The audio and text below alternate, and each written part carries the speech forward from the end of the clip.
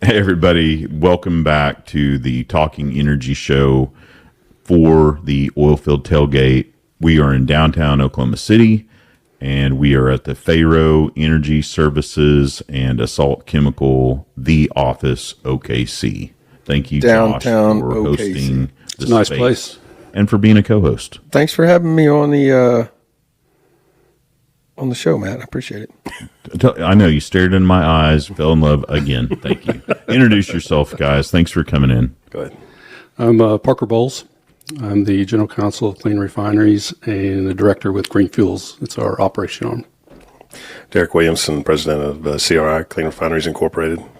Man, I was so excited that you and I mean, we bump into each other, not enough, for me, probably too much for you, but every time I see Parker, I'm like, what's going on? What's next? You're just very tied in to Oklahoma energy, our past needs and our past technologies and our past operations, and then currently what's going on in our future. Because, he was the, running the Oklahoma Energy Producers Alliance. I was the Regulatory Affairs Chairman for OEPA. Yeah, you're and then transferring it over to the Legislative Chair. What was that like? I enjoyed the Regulatory Affairs. I enjoyed being over at the Commission and work with them. Dealing with the state legislators was a little bit different, and not really my thing. Like I said before, it's all for me. It's about making the deal, and closing the deals with the landman. That kind of stuff made sense. But it's good. That's our people. That's the bones of it. What I really enjoyed was visiting with the small producers, and at the same time still having deals with some of the larger producers. I used to be a staff landman. I've been out on my own. I'm a mineral owner. I have working interest with folks that are producing 1 barrel a day, and I have working interest with Continental Marathon and some of their bigger wells. So I get to see both sides of it. And I like monitoring what the activity is in the state, and that's what Derek and I both have been primarily on the upstream side. And I'll let Derek talk about how we got into the downstream business. But I want to just know what your give me a rundown of kind of your history and background in oil and gas, or let's just call it energy. Going forward. Been in the industry for 25 years. Background petroleum engineering. Also have a land background with M&A. Like I said, been in upstream for a long time, and now this is some of our transition into the downstream after, 2020 with oil dip at negative $38 or whatever it was. I know that wasn't actual, reality, but it gave everyone a wake up, and everyone kind of walked into the office that day thinking, what are we going to do? This just happened, So that's how this opportunity for us came about. We wouldn't have been looking for other opportunities unless that would have happened. I don't know that this would have happened without COVID. So a lot of things happen, under that time frame. But our background in upstream has made us know anything. If it's made us know anything, I'll say it's made us aware of the fact that all different 3 tiers of this, the upstream, the downstream, the midstream, none of them are communicating. Period. And it's time for us all to communicate. That's not our core mission, but it's something that's going to happen as a result of what we're working on. Parker has, he's very great at advocacy for energy education, right? And for all of us to do our job better, that's just it. We all kind of have to go, hey, I need to yoke myself up on the knowledge of my own industry. It got me out of my own silo and into all of this, right? Just because I was like, man, how can I be effective as a leader in our industry without talking to every single person, from downhole to end user products, right? And we have to educate ourselves in order to help the world, right? Yeah, we all have to do that for the industry. You've given yourself a perspective in doing that because you went out and asked. A lot of people don't ever exit the space that they thrive in. So what's the point, until we have a downturn or something has to happen to change that? I can't imagine how many people the energy sector lost in 2020 is unbelievable to me. Yeah. Went to other, industries and that type of thing. So probably lost a lot of good people, but you doing what you're doing really helps. It really kind of brings it together. I think it's just exposure because I spent my first 20 years or so in the industry working in western Oklahoma. And, until I moved up by Cushing, Oklahoma, I had never been around the tank farms. I'd never been around any of that or even exposed to it. I'd heard people talk about it. I'd never even driven through there, right. And so living up there and knowing all those people in that industry, you know, and sitting at ball games and talking to people, who do you work for and what do you do and this and that. And then you realize those guys don't know anything about how the wells are drilled or You are right. what a frac company is or any of that stuff. You know, they're so immersed in like what they're doing. They just, and I'm like, we all work in the same industry. So as a good point that we're, you know, all three sectors of it have to really communicate, because I don't think at any level they really do. And I didn't realize it was that bad a problem until I moved up there. Yeah, one of the first, well, so Parker, when I met him, we had gone into, you know, maybe not right away, but we had gone into that meeting where all of our officials that have anything to do with energy were invited to that round table of the Producers Alliance and our energy leaders, you know, in the committees and all that. And we went into the state capitol and met with everyone. And, oh man, it was moving, and not in a good way. Just how little either there was either a feeling of apathy or there was a feeling of they just don't know anything about what we're doing. A couple did. For an industry that is such a big, significant part of our overall state budget, it's amazing how many folks don't know very much about the energy sector, except for the people who are in it. And the ones who are in it, like you say, are focused on their one aspect of it. Yeah, And I'll what tell you guys are something. doing is really great, sharing that knowledge with the different groups. So like whenever oil did crash and drop below zero, this will tell you how little people know about, you know, crossing over into different parts of the industry. So, you know, they can't get rid of their oil in Cushing because nobody's taking it. It's worth nothing at the time, but it's still coming in. So we're in the middle of a tank farm, and a bunch of these guys don't even know who to call to rent a frac tank. Right. So they're calling, like, those guys are reaching out to completion and production guys saying, like, hey, who do we call? We need 100 frac tanks set yesterday. They have no idea who to call. Yeah, and so our they're calling us, you know, and then United States needs to go way up. Yeah, 100% agree. Yeah, it was amazing how fast that happened too, you know. So and that's kind of how I met a whole bunch of those guys, you know, that, you know, people were handing out numbers left and right, you know. And well, we got to know who to call. We need that's all these why I'm tanks, and they were excited coming in. you all are here, because they are in the build phase of the next generation of what our industry should aspire to be. Right. You know, The fact that you said that, we have actually a specific site that we're working on, and the specific funding partner for that site is asking if we can increase capacity there as part of the project. I'm like, well, we only need 7 days in, 7 days out.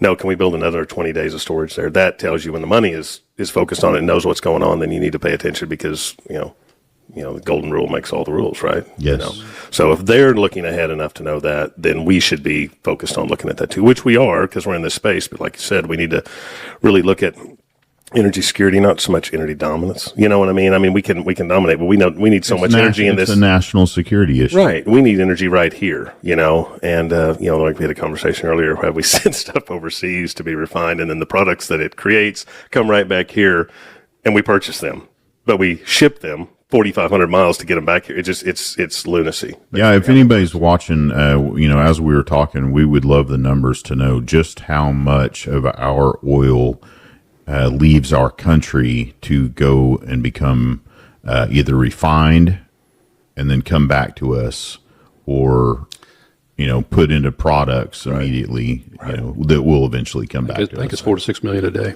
How many? 4 to 6 million. Yeah, that's probably right. That's a lot of barrels of oil that leave our country. Yeah. And look at the barrels are coming in. And then And we ask the question, why? yeah, Right. So it's got to be refined. So how are you all in the future going to make it? Because, you know, I kind of grasp at this, you know, just as men, okay, you know, we might shoulder the burden at home of making all of the income, right. and making a lot of decisions and playing chess where, you know, we have a lot of mouths to feed, you know, as a husband and a father. And that's kind of our industry, Right. Regardless of those people in your home that may not understand what we're doing, we are going to have to supply the world with energy. And maybe not everybody around us understands how we have to do that. Right. And they may not agree with our decisions on how we do that. But in the end of things, all of our industry is continually trying to evolve and improve to make that mission happen. Right. And I know all of our wives would be like, why are you working so much? Why can't we retire? Right. But they're also like, but I need. Yeah, and so that's kind of our industry, on a bigger scale. It's like the whole world's like, we need electricity, we need power, we need all of this, but we don't like how you're doing it right this second. Stop. We're not going to stop what we're doing. Yeah. Can't. We cannot. We love you. We know you don't understand all the parts in play. Right. And we are going to evolve, and we are going to get better. And we hope it takes 1 year. We know for a fact that it might take 20 years. Right. Or there's hurdles, that we are going to not foresee. Most folks that are against the fossil fuels think that it's gasoline, and they don't know of all the other products that come along with that. They think we drill for gasoline, yes, and it's just down there already refined. But, all the product streams that they're going to have to get rid of without petroleum, they don't want to get rid of those, so it don't never happen. To allude to the fact of what you said, the energy sector, more importantly, the hydrocarbon sector, is very much like the ag sector. We pay retail for everything and sell everything at wholesale. And we are here because and just like farmers and ranchers, they have a not a mothering ability, but they feel like they have to feed America, which that's what they do. We have to power America. So a lot of people that are not satisfied with the way that a hydrocarbon molecule is either separated or cracked to get them to their job, to have that bumper sticker that says clean air, those kinds of things are not going to change. You have to have that need. You have to feed your family. So taking that stance in those certain areas, we don't see it here, but a lot of people see it, and it's very important that, like you said, regardless of what people say about our industry, we have to keep doing it for their betterment. Yep. And that's just the way that it is. I've just taken on a more sentimental approach where I don't get quite as mad anymore when they're uneducated. No point. There's no point. I was like, man, you know what? I'm sorry. Our industry and me personally may have failed to communicate what we're doing. Yeah. And if you'll have a moment to have a conversation or listen, I'll do my best to explain it to you, and please go out and find out for yourself. Obviously, we in this room are in the industry, so you may not trust what we say, but there's plenty of research out there that didn't come from us that are going to, show light on what we're doing. Don't you think, though, that our industry, just as a whole, even over the last 60, 70 years, is a lot at fault for people being uneducated about where a lot of energy comes from? Because yes and no. Just over the years, because you go to different states. There are people that think electricity magically just comes out of the wall. Right. They literally think that. And so I think our industry could do a better job of really putting a more positive message on where a lot of energy comes from. Those hydrocarbons you talked about and those molecules and what they actually do and how they benefit people's lives, because it's been, and partly due to politics, but it's been just negative publicity for, literally since Al Gore, waged war on fossil fuels. Yeah. And so I just feel like, we turn on the TV every single day. We see commercials for pharmaceuticals. We see this and that and the other, but we don't see a lot of that's because money being spent on advertising to educate people on what our industry is doing and how we make people's lives better. OERB, Mike Rowe, that's it. Oh, they're doing Mike Rowe is the one and only voice we have for the industry right now. That's the industry's paying for that. We pay that into OERB, and then we self-fund that to get that message out there. True. With negative publicity is free all day long. They'll jump all over No end of that. But when you're a pharmaceutical company, you have the bank account to go spend and keep being on the positive side of public opinion. And that would take an investment that apparently is not out there. But hopefully with what we're doing now, I'm curious on what you're doing now so steps and hurdles you guys have seen so far with building out clean refineries. It might be a good idea just to tell a little bit about who we are and what we're doing. Yeah. Our goal. That's what I'm excited to hear about. Like I said, our motto is to help people in the community and support people in the communities they live in by bringing them sustainable energy. Obviously we're focused on turning a profit, but if you look at the energy sector in this country, And there's several examples we can utilize. But the best example I would utilize is everyone's seen that movie Gone in 60 Seconds. You've seen the 67 Fastback Mustang that's really cool. I can assure you it doesn't have the same motor it had in 67 or 68, whatever the car is. And I'm going to say it right now, Ford, my goodness, the new Mustangs. You're almost SUV. You're almost doing the 80s thing to the Again? Mustang again. Yeah. Just saying. Right. So you take that's functional, and then you update it to that extent where it's even cooler and it can operate. That's what's happened in refining in the U.S. We had, the numbers are all over the place, but say in 1980, there was 255 refineries. That includes topping plants and facilities and all that, and actual refineries. Today we have 124. We've been saying 127. They closed 3 in California, closing 3 in California. So you take that, our refining capacity has doubled. Though we've lost half the refineries, half the refineries we had 45, 50 years ago, but our refining capacity has doubled. And if you want proof of that, just drive to Tulsa, Oklahoma. I don't know, what is it, 3,000 acres there, HF Sinclair has, and they have to expand that out to Every continue time somewhere else is closed, they're like, hey, we'll build out over here. That's right, and it's not their fault. They're just meeting the needs of the market. In maybe areas that aren't so against our industry. Right. Okay, they're finding their niche in places that understand. But if you think about the fact that when I gave that number of 255 or what it was in 1980, 20 of those were in Oklahoma. Now we technically have 4. Ooh. And they're all located in major metropolitan areas or on, thoroughfares, highways. You got Ardmore, Wynnewood, Tulsa, and Ponca City. It's not really great city planning. It's not really great city planning, and it leaves huge regional deficiencies in a state that needs these types of fuels like off-road diesel. All of that kind of stuff. We were talking to somebody this morning, and just with the closings of the co-ops, the farmers' co-ops, there's like 7,700 of them in 1975. Now there's 1,600 nationwide. That's where farmers and people in our industry used to go buy off-road diesel. Now you got to drive 25 miles, which almost negates the tax-free advantage of doing it. Just do it right here. Mm-hmm. So that's the kind of thing that has happened without anyone looking. These things have just happened, and no one changed them. No one really thought about it. If you go to Alva, Oklahoma on a Wednesday, you're going to drive around and probably see diesel pumps with trash bags on them. You know what I mean? That's just how it works, and you think we are in the middle of a hydrocarbon rich area and people are deficient for fuel in these certain areas. So those are the kind of things that we're really focused on. And in doing that, you can't build a standard fractionating facility anymore. It's not going to be permitted. There's they don't even list the permits to go build from new in that unless you're in India or, Turkestan or somewhere else. They can do it. That is ridiculous regulatory. It is overreach. Right. It is.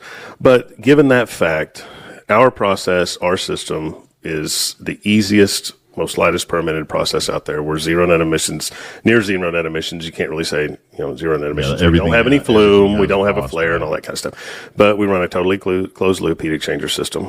And we use a flash to vacuum process. So we capture all 3. We have 3 gas loops. They capture, SOx, NOx, and CO2.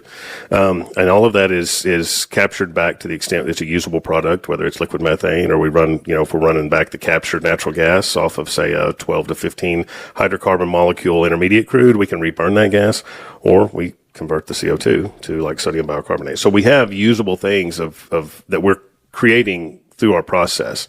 So given the fact that we can build this process and you can, I'm not saying we're the only option. I'm saying we're an easy option. We're an affordable option. We operate on about 20% of the space as a standard refinery. We're building a refinery here in Oklahoma that was originally 480 acres, 500 acres. It's a brownfield conversion in Southwest Oklahoma.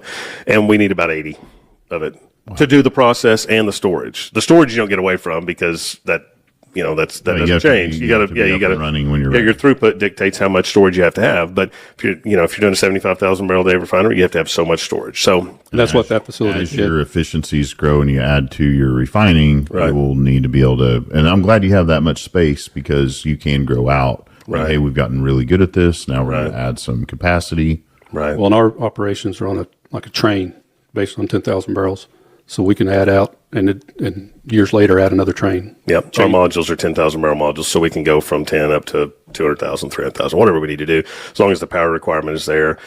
We operate about $1.15 lower operational per barrel cost than a standard fractionating refinery. Obviously that's not what we set out to do, because we're not competing with refineries. We're creating the same thing, but we're not doing it the same way. We are here to support refineries, though. We are not in competition. We will work along any Marathon, Valero, whoever that comes to the table. If we're in your area, we will work along with them. Additional refining. Absolutely. We're in discussions with those people daily almost. We are not trying to take their place.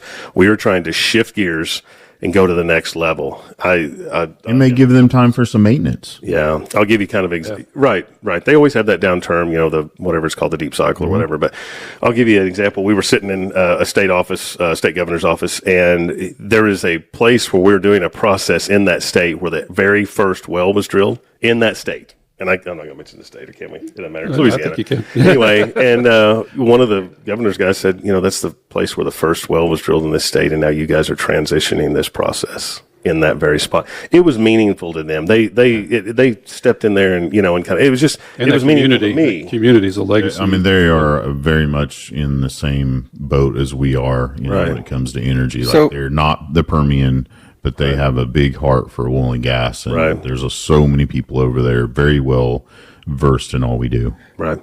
So you talked earlier about how many refineries there were, 250, or I forget the exact number you said, and now we're down in the 122, 123, right. So of those 120 or 40 refineries that are inactive now, mothballed, are you guys able to go in and help those guys, like, get any of those stood back up, or how does that process work? Are they totally gone now? Like, will they ever be able to be revived? Or explain that to me a little bit. Case by case. You're willing to go and take a look. We're willing to go and take a look. We actually have a process in place right now that we're getting ready to submit to the state of Louisiana for that. We have identified mothballed refineries. Right now there's like 5 or 6 of them that are still permitting, still in place, and we're actually looking at, but they're all individually owned, and you got to go through that process. But if you can get state partnerships and state support, it's very helpful to do that. The tankage is obviously expensive. That's almost half of our cost, or 30% of our cost of any facility.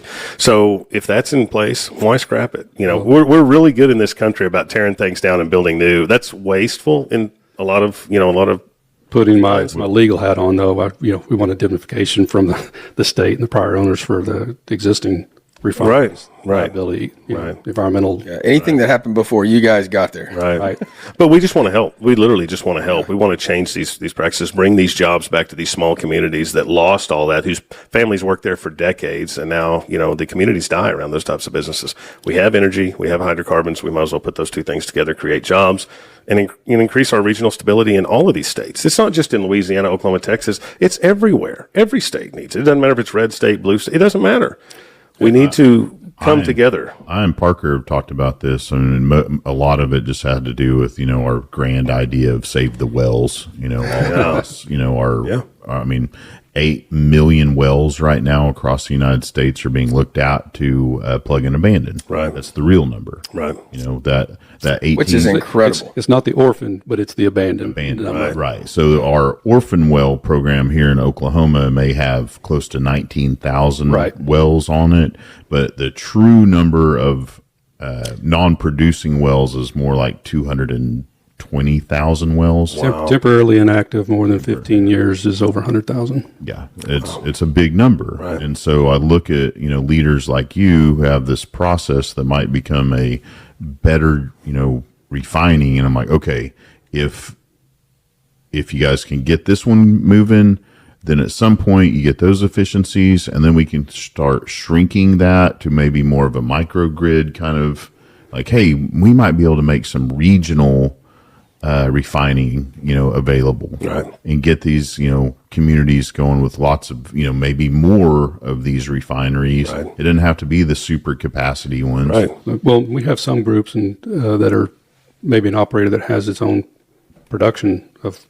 maybe 4 to 5, 10,000 barrels a day. Perfect. And they've talked to us about they want to get vertically integrated and refine their own fuel. Man, that's fantastic. And we would offer that to any operator. We would offer them the ability to take what we do and complete that process in any of their operated fields. And even more that gets me excited is like, oh, guess what? We can power the entire process off of our own natural gas well. I Absolutely. can make a regional refinery. I can drill a well. That part of that legislation that we were trying to, get through was, hey, if we drill, it should be applicable, in the same thread. But, we were working on legislation here in Oklahoma. If we drill this natural gas well that powers a data center, then there's less taxes on that well. And that should be the same for a regional microgrid, if you will, refinery. Absolutely. Right. If you That's cool. Yeah, if you take out the expense of all of that, I mean, just thinking about you're bringing the production, the total produced product, or the actual refined product back to the source, from wellhead to gas pump. I mean, literally that can happen within a mile of each other. We see it in the Permian. All 6.5 million barrels a day go to Houston or the Gulf and get refined and get sent back, and then even farther they get sent to California. It's just insanity. When you have, in Midland County alone, Midland County produces more than the state of Oklahoma, Louisiana, and Kansas. One county produces more than 3 states in one day.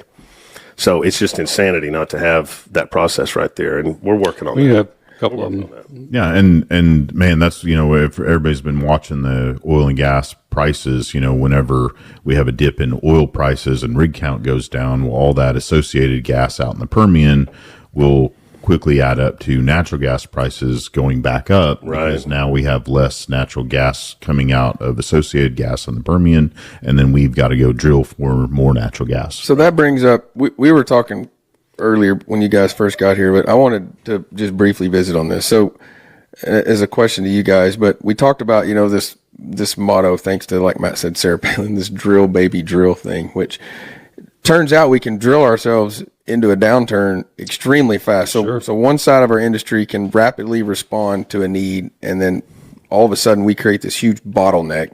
We can't get rid of it. Right. Prices go down. So you guys are in and out of like regulatory offices and working with different local and state and federal government agencies all the time. So what do you think is going to happen the next several years that will relieve some pressure on that end of it, to where, we can kind of slowly get rid of that bottleneck, to where if we truly do drill baby drill, we got to be able to handle it and turn those molecules into the things we need them to do.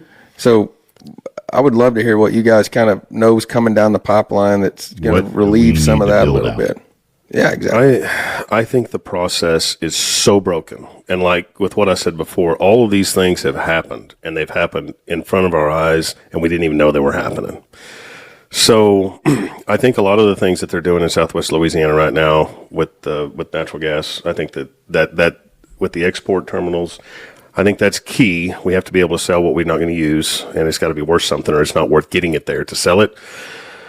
As far as the hydrocarbon sector, the oil and gas side of it, or our refined products side, that's a good question. I think that the advantage, and we haven't talked about our construction cycle or anything like that. A new refinery costs $12-13 billion to build. Billion. And With a B. With a B. Yeah. And you can't build it. So what's the point? You can't get a permit. It's 8 to 10 years to get operational if you could do it. Does it really have to take that long, No. or is that just regulatory hurdles? Regulatory. If It's you had regulatory hurdles. everything go just smooth as possible, what does it really take? Could we do it in 2 years? Well, our process is 2 to 3. 2 to 3 Here's the thing. for a tenth of the cost. tenth of the cost in 2 years if everybody just said, hey, we've got to get this done. The refinery process itself meets the clean air standards. Yeah. So there's not an EPA permit. Our permits are from the state as far as the permitting for the actual refinery. The fuel handling and the transport and all that, you still have to get into the EPA permits. But then again, a lot of that is with your pipeline. Like I said, Derek was saying, the Permian sends everything down to Houston, and then they send the refined product back. We can build our refineries wherever the crude is at, wherever there's a rail car.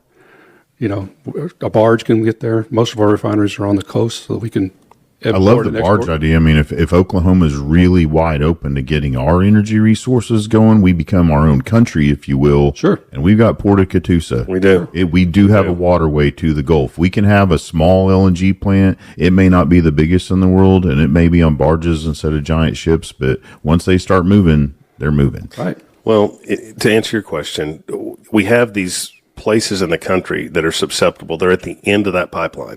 I think of Michigan. They got one refinery, and I don't know how many people, 40 million people, 30-something million people. But, I'm sitting there talking to Senator Stab now, and she didn't really didn't know what happens when you're at the end of the pipeline. What happens? Everything else gets fed before you, and you're just sitting there with no fuel. And, we see what happens when that happens. People go crazy. That just, we get the scare. Yeah, we get the scare of a ice storm here, and Walmart has nothing on its shelf in 12 hours. Yeah. Think about in Oklahoma. Right. So I think to answer your question is you have to create situations with contingency plans to get the fuel and the energy, regardless of whether it's natural gas, heating oil, bunker fuel, diesel, gasoline, to those areas the most effective and efficient, whatever those processes are, whether they're locating refineries in those areas or close to those areas. Something has to happen. It has to be laid on the map. And it almost, I'm not saying break the system and then recreate it, because you can't do that. We get that question all the time. Well, if you guys are so great, why aren't, standard refineries doing it? You have a $5 billion asset. You're going to lay all your staff off, tear it to the ground, and then remediate it, and then build it. It'd take 20 years. It doesn't make any sense. So I don't blame them. I would keep doing what you're doing. Yeah. You don't have any choice. So you just keep operating that way. So I think making the whole process more efficient, and then looking at those areas that would be on the end of the pipeline, so to speak, and being able to put something in place to make sure that they have energy. That's how I would answer that question. But it's an indirect question, an answer to a direct question. Well, it makes perfect sense. I think that's just the way that we would look at it. What's this is just an oddball question, but I'm just curious. Like, what is the smallest refinery you think you could build in the future? 10,000. Yeah. 10,000 barrel. 10,000. Yeah. That's not a lot. That's pretty impressive, though. That's the microgrid, model that I was kind of curious 20 about. acres. Yeah. We're doing that. One in here in Northeast Oklahoma, we're doing that. That's pretty it won't be specific products. It'll have a narrow product line, but it'll be a specific, in some areas that's a couple well pad. Oh, it is. Yeah, but it's in wow. Yeah, in a town of 2,000 people, it's 60 jobs at $100,000 a year jobs. That changes people's lives. That's what we care about. That's what matters. And a whole bunch of those make a big difference. A huge difference. The way our corporate structure is, we have Clean Refineries, which is our patent technology, R&D type of, and then we have a subsidiary, Green Fuels Operating, that will operate of all of our facilities. The facilities themselves are separate entities. Mm-hmm. So each refinery is its own community-based community board of directors. Obviously, we'll have board of directors on there, but we'll have representatives of the community on our boards, local boards, so that we can meet the needs of the community as well in our decision making. We're not going to micromanage from Oklahoma City to Victoria, Texas. Yeah. That's not happening. We don't feel like that's the right thing. And maybe give those townships some skin in the game. Like, hey, some of them will. Yeah, we have agreements in place right now where some of those townships, municipal groups, are going to have a share basis in the plant. What do you want out of it? They might be like, hey, we want shares, or hey, we want free gasoline, we want free diesel. We would look at anything. Yeah, for all you farmers out there, there's so many different deals you could cut with. I know people. The best thing is very interesting. It is. Some of them have sold us the land to be on. Right. Some of them have leased the land with a royalty based on how many barrels are produced. Yeah. I know a lot of small school districts that would donate land if that would bring in the revenue for those schools. Oh my! My wife's a school teacher. We're in a rural school, and funding is tough. Budget's tight, and we've got Cushing very nearby that's always has a surplus. Right. And Stillwater and up where the OG&E plant is, where we are, there's no tax revenue coming in. Yeah. There's no major corporations. And so, I could definitely see how if a few strings were cut where that was possible, there are places where people would love for that stuff to come in, because the tax revenue stream coming into that school, it changes school's life when things move into your area. Or just, collaborations like that. You can set up foundations to where, every kid in this community now gets to go to trade school or college for free. But that's the trickle down effect that this They're kind of do that with projects Harvard have. money. Mm-hmm. They actually do that in Artesia, New Mexico. Oh yeah, I knew. They have a refinery there. They have a refinery there. Yeah, yep. but there are people in town that take care of some of those.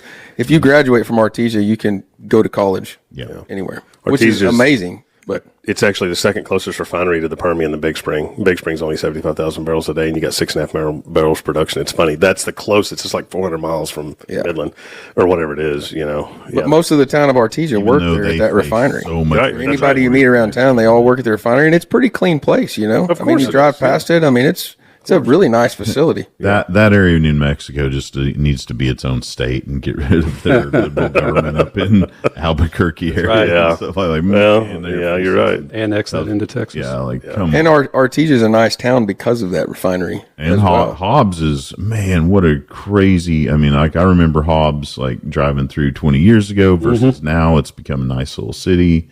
I mean, there's I would have never thought Hobbs would have turned around.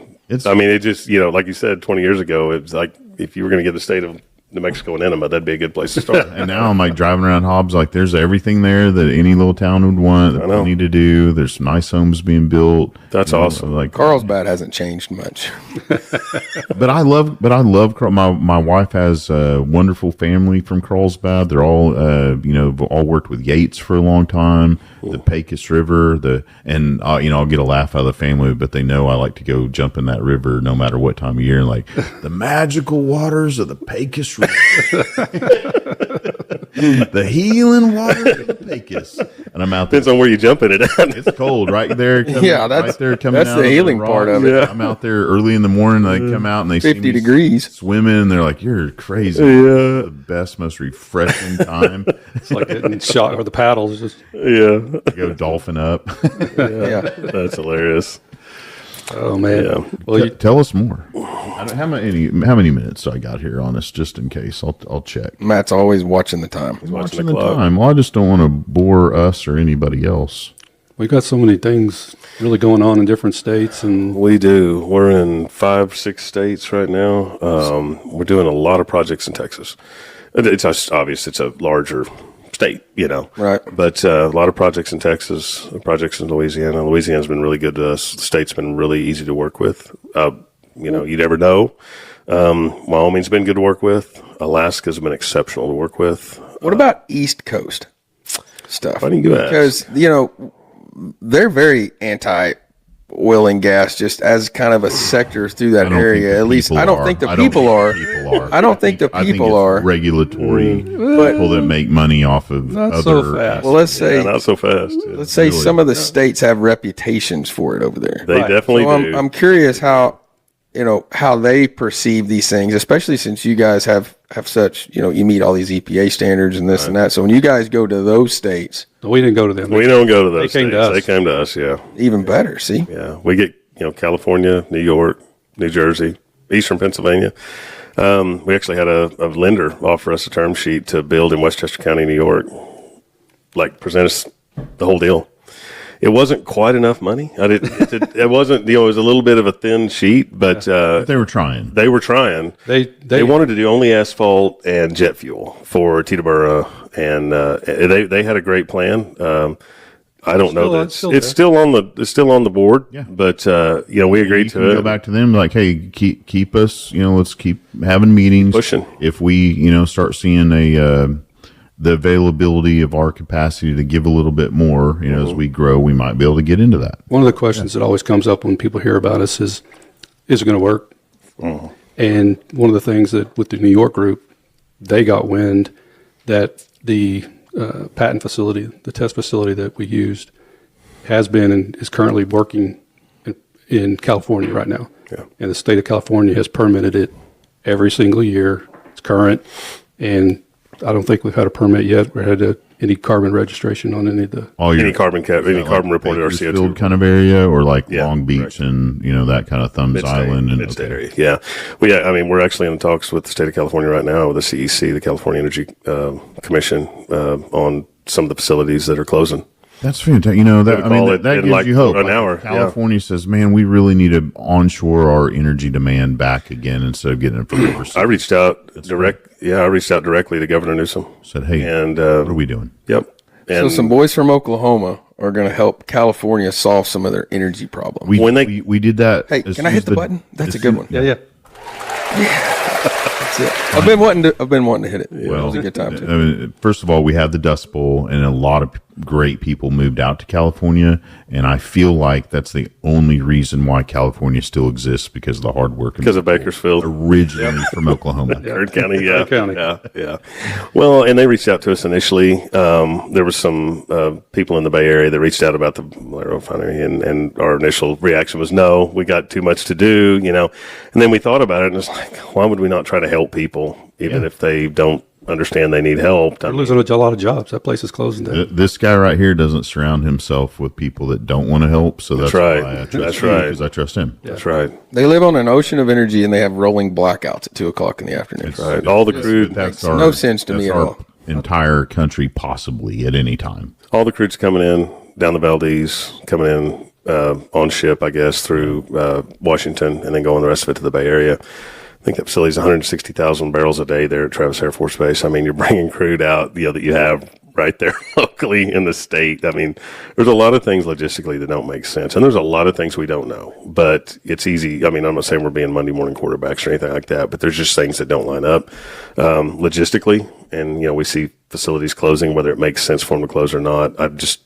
It kind of blows my mind. From a national security standpoint, we're realizing now, and some of the leaders in our national federal government are realizing it as well, as these refineries close down, a lot of them are built close to Air Force bases and military bases. That's where we've got California and Alaska, and But look at your footprint. Every military base should also fund for themselves their own refinery, and that should be a highly guarded. I agree. We spoke. area. Yeah, we spoke to the DLA who controls. Don't rely all on public sector for this. This is critical security. You should have your own refinery right there on base. I would say that is, to your what you said earlier about politically, that is very, very politically motivated, because we were in talks during the last administration with the DLA, who controls all of that for all military branches, and they were not very supportive of any process that converted hydrocarbons, regardless as whether it was near net zero. They didn't care. The fact that it had hydrocarbons involved and not, say, hydrogen, then it didn't make sense. It didn't check their box. So now we're in a situation where we have a new administration where, quite honestly, I think everyone thought there was going to be this epiphany that everything was going to be, the heavens were going to part and everything was going to change. We've kind of seen that hasn't been the case. No offense against anybody, but it just hasn't been the case. Tesla fighter jets, like, man, Right, not right, there yet. right. I mean, regulatory wasn't abolished overnight, for all refineries in the U.S. when the new administration came in, because we do have the Clean Air Act, and that has to go through Congress. But we were not looked at seriously as being on base, what they call an in the fence type process, because of that. But now we do have something that we have offered to the DLA and it's very attractive to the Navy, whereas we have the ability to put our process on an ocean liner and refine at sea. So yes, and this is going down the tracks. We've actually got with 2 U.S. congressmen here in Oklahoma that are on the Appropriations Committee that have put this in the current CR as an earmark. So, and it's just for engineering. The money doesn't go to us. It just goes to the engineering that we can share with the Department of Defense and the Navy, and hopefully get this process going where we can refine fuel at sea and meet with How many refineries do we have out at sea? Zero. Zero. This would be the Except for, like, you see Other operators nations. right now zero. that have what's is it Chevron? One of the new plays they're going to see this year 300,000 barrels coming out for their year. Was it You don't have anything refined at sea. This would be the first of a kind. Man, first of its kind. Let's go build the refineries right where it's coming out. This would actually be able to travel with the fleet. With the fleet, yeah, we refine at sea with the fleet, and we're asking for the Navy to help us with this process. I think we've got $265 million. 265. Yeah, in that to do a test unit on a ship in Louisiana at Bollinger shipyards, and for Congress to fund it. Like I said, we don't get the money off of it. We're just offering that as a service to the DLA and the Navy. Yeah, and hey, watch out, nefarious countries out there. If you're our enemy and we roll up onto you because we have to with our ships, we'll get some mobile pipelines and we'll come take your oil and we'll refine it on our ships and keep making sure that we are enforcing freedom. Well, that's what we actually not out of the question. Right. Well, actually right. have a YouTube video on our website where you can see about this MOPEP process. And one of the things it talks about is, China's been going around and buying up all these ports. They're not dumb. And they are playing we're going to get to the point where we're not going to be able to dock and get anything. Yep. And They shut down the Red Hills facility in Hawaii, and that was where a lot of our ships were refueling, and now they got to go to Long Beach. Well, No, we which don't. Long Beach we, is using we go in refineries. there and we In our go, own you know what? state. We made a mistake. Chinese will not Sovereign own our sovereign nation soil. Get out. Right. What'd you pay for it? Don't care. See you later. Kick rocks. I know, but if you're the I Chinese, wish it was that easy, Matt. It's. I mean, it's. I mean, not. you would think it it may be a bad juju to some people to want to speak the truth, but at some point, again, as we're husbands, fathers, energy producers, supplying the world, some things may come to pass that people may not appreciate right now. from a political standpoint, Derek spent several weeks up there speaking to about 100 different congressmen and senators, and Democrat, Republican alike.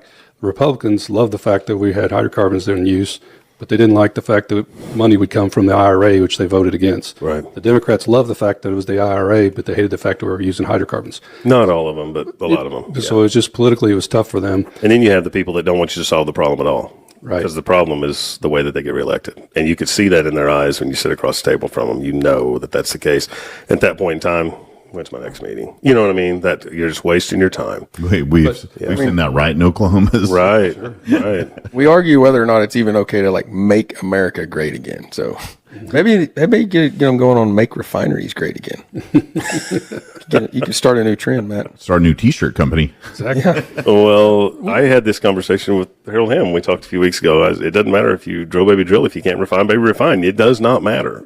You'll have to be storing, baby, store. I mean, what are you going to do with it if There's you can't no refine money it? in storage. Unless there you're is. paying to get. There is money, but unless You have to go out and make the storage facilities Right. for everybody else's Right. charge whatever you want. But I it's mean, actually like a storage facility, like you store your for $145 a month. Similar, but not on that level. good Yeah, money. Right. Oh man, right. That's This exactly needs to be right. being utilized as it's coming out. Right. I think too, a lot of people don't realize, and you guys do this for a living, but I didn't even realize it until I lived close to Cushing. But that the different oil that's produced out of the ground from all these different regions have very specific purposes and uses. 100%. And so, the fact that now we have, you guys have this technology to build different refineries to capture different molecules. They don't have to, it would make sense sometimes, I guess, you guys maybe could touch on that, to actually make those products there instead of shipping it all the way over here and back and forth and all across the United States. In these pipelines, just build a facility, capture the molecule there, do it right there. We would be exporting more than we are now if we weren't already blending some of those different types of oil that we're able to refine at a certain gravity. Right. And the genesis of our technology actually started from an oil and gas producer, and he was getting different prices for heavies and lights, and he didn't want to sell blended finished products, so he created a way to separate the lights and the heavies at the wellhead so that he could get both prices. This was back in the 70s. Yeah, you get the lights out of your heavies and then sell the heavies for a cheaper price. That's when that started. And that's where that was from there. The He's still one of our board grew. members today. Yeah, he's 80-something years, 82 years old. Yeah. Yeah.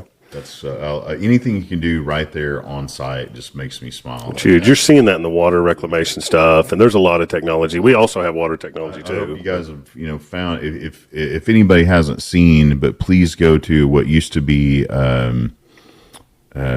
well, let's just call it's AquaCat right now, and I love promoting them because I just love the idea. But the footprint of 4 tractor trailers, they can now take care of the water problem cheaper than you could saltwater disposal, and turn the darkest, nastiest brine water that comes out of well sites, make it cleaner than drinking water. Wow. Fast and furious and cheaply. They can fill up football stadiums full of clean water right there on site. Excellent. That's huge. And that's just their first gen of that 4 tractor trailer footprint. Right. But they got the first permit in the state of Oklahoma to actually be able to spray the water out on a field too. Right. If you wanted hey, you're looking for water, we're going to have a huge water inflow from this well. We're going to clean it, and now we can utilize it. Yeah. On crops. That is huge. They actually had to dial back their process. Right. Got too Because clean? the water was too clean. Really? It would leach, it yeah. would leach nutrients back out of the soil or back Oh, out of the okay. rivers. Okay. So we got to dial it back just a little bit. And I was like, Oh my gosh. That's awesome. And the fact that they haven't blown up yet, it's just like, oh man, but it always takes longer to educate the public. Yeah, it does. Yeah. You ain't telling us anything. Absence of evidence and evidence of absence. I mean, it just, if you've never seen it, you're not going to believe it. And the fact that it took 100 years for that problem to be solved in this state blows my mind. I mean, people, I mean, it was, just think about the water problems that we had in the 80s and 90s. What did we do with it back then? Then we got into the injection well craze and the 2010. Then we had, what we had with, earthquakes. All the seismicity stuff. High hopes for them. Like, hey, so our last guest was very involved in to that, every Galen Black. I don't know if you guys know Galen, but he was very involved on that stuff. And man, that was a wild time. All of that stuff helps this industry. Anything we can do, even if it doesn't help us we are directly. the solution industry. That's what I've absolutely. come to know. We are absolutely the solution industry for anything out there. All of our best people always end up. And when you said, earlier that we have had so many people leave the industry, but that kind of gives me hope too, because wherever they land, they're going to have the background in what we do, right? And they're going to realize, like, hey, what I'm doing now is vital too. Right. And I might be able to add, an element of my education and my background to further our agenda, which is to give everyone the chance for human flourishing. Not only the solutions to our own energy or our own industry problems, but indirectly, we create the chemicals and products that are innovative for the medical industry and everything else. It all leads back to energy, and the more abundant the energy, the more time we have. It's that Alex Epstein kind of deal. Like, if you have the availability of energy, then you have people having free time to innovate and engineer the next solution. Yeah. We need Alex on board. Alex, You're right. Responsibility. Yeah, pay attention to us. You're Spider-Man, guys. Both of you. Well, to help people is something that's huge with us. And if someone doesn't know that's how that process, happens, and we do, then we step into that role and we help them and don't expect anything in return. Pay it forward, whatever. But you have to help people on just a human moral level. I mean, that's just the way that we operate our business. No, I love that you guys came in, and I don't want to keep you. I know you guys have other meetings you need to get to, but I want you all to always come in anytime you want. This is your desk, your platform, whether you want Josh and I across from you, you want to have a meeting space in here. The office OKC we talked about is hopefully a place to come and bring people and talk about, what we can do together. Yeah, now we know about it. That's great. Anytime you find somebody fascinating, go, hey, I want to take you and put this out there. Just come. Well, I'll tease everybody a little bit because they've already committed to coming and doing a lunch and learn. Yeah, no, that's a good idea. So we'll get some tacos or something in, and obviously and you're give these looking guys for investors give too, these right? guys a platform to. Yeah, we have no shortage of investment needs for sure. With all the work we have, we do have investors. But we always eventually we'll need reach out staff. to these guys if you're curious about how this moves along. Well, it always takes more money. So absolutely, if you're somebody interested in jumping in financially on not really the ground floor, but or if you're a great engineer and a mindset for regulatory, jump in, be on a committee with them, be on a board. Yep. We don't see this train slowing down, and it's really been picking up speed in the last. Every single day it picks up. Every single day it picks up. It's pretty unbelievable. You governors out there, you regulators, reach out. They're easy to find on LinkedIn. Yeah. We got out-of-state vendors that are just making cold call drops into the office, knowing we heard you're going to build a refinery in our state. Yeah. How many governors do you think we'll have tuned into the show today? 6.5. I want to hear back. I want to know the half. I want to know if I want to hear back from governors of states if you're watching the show. That'd be pretty cool. Let us know. Yeah. Our state is right. You talk to our Matt Pinnell. Oh yeah. I love Matt, and he's one of the first conversations I ever had with him was he's like, do you know how many people we have in the state? Roughly 5 million. I was like, yeah, that's pretty impressive. He goes, we need another 5 million.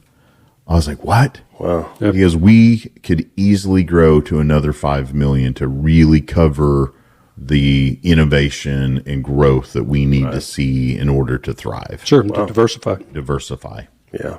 He sees the long ball. The long play for sure. Yep. Well, he's been super supportive of us. I've been to 2 of his turkey hunts last 2 years in Duncan. Well, that's what it takes. It takes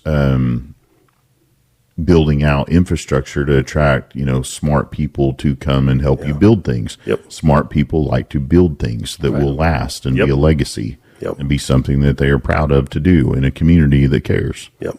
That's 100% accurate.